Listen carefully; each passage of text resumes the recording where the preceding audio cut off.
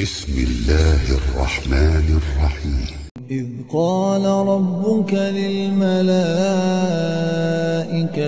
إني خالق بشرا من طين فإذا سويته ونفخت فيه من روحي فقعوا له ساجدين فسجد الملائكة كلهم أجمعون إلا إبليس استكبر وكان من الكافرين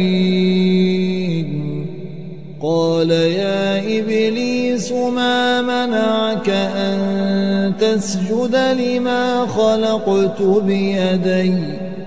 أستكبرت أم كنت من العالين قال أنا خير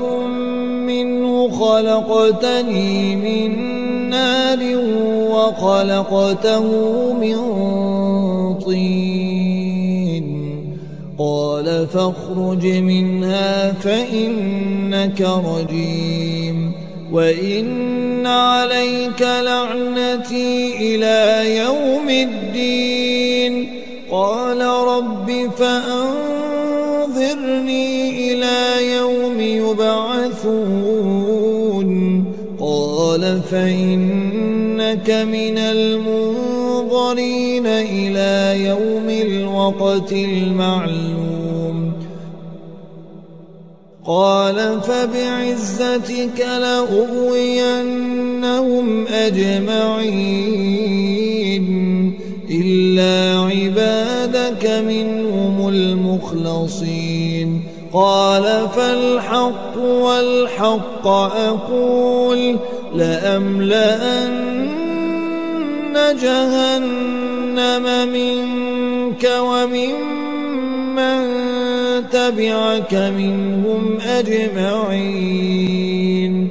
قل ما أسألكم عليه من أجر وما أنا من المتكلفين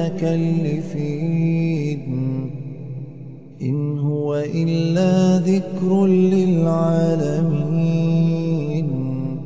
ولتعلمن نبأه